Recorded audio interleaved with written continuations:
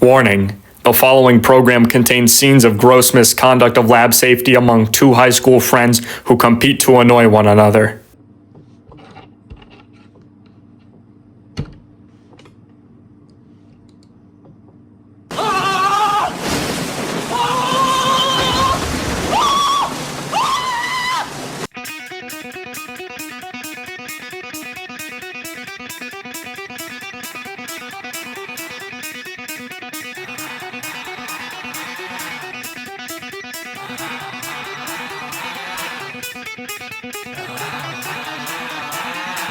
The light bulb.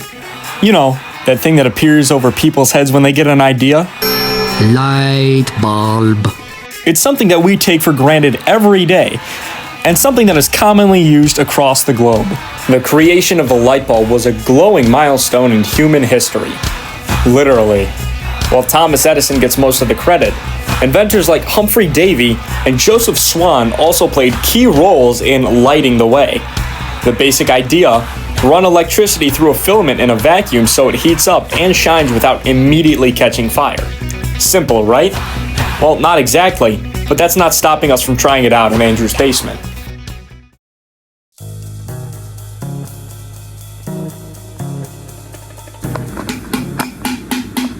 I kind of was like trying to get past the making sure it works phase first.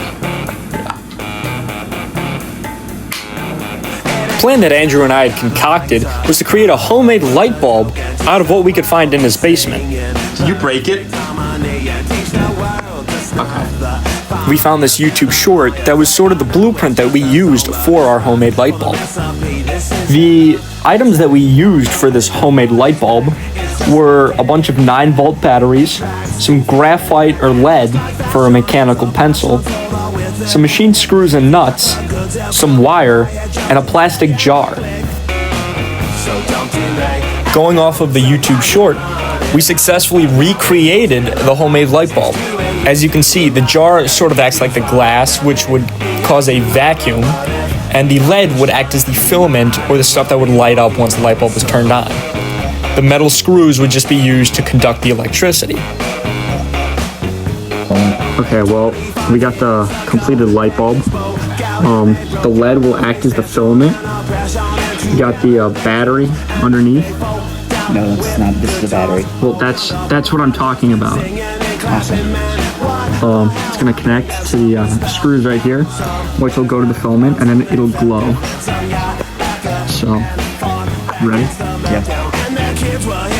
So, Get angle. yeah. Yep.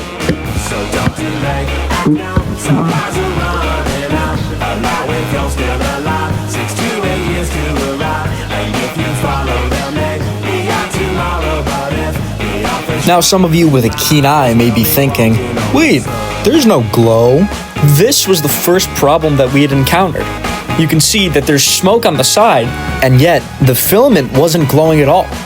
In fact, it seemed to stay the exact same as it was earlier.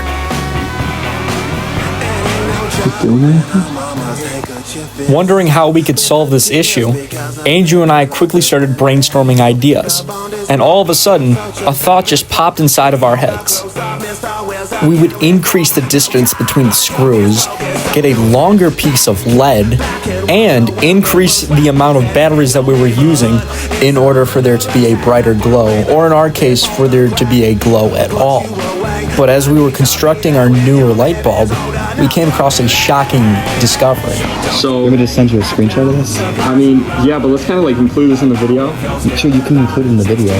So like, while doing this project, we realized that, And then you can name like famous scientists who have like died from their experiments. Like who's the radiation person?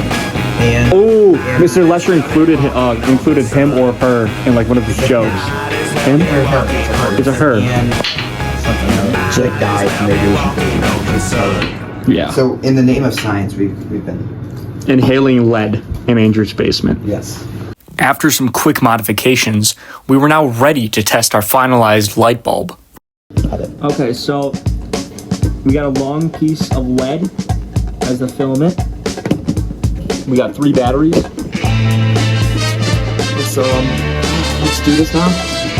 Notice the lack of safety goggles, gloves, or a fire extinguisher, or anything. Okay. Don't make it pour anymore.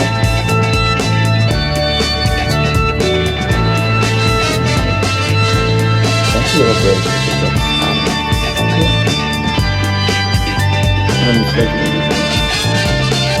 Oh yeah, it's about to break.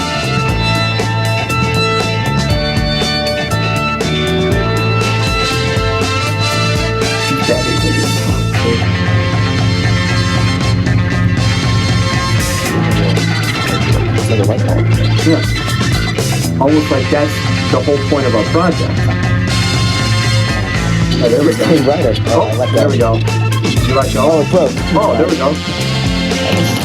Yeah, okay.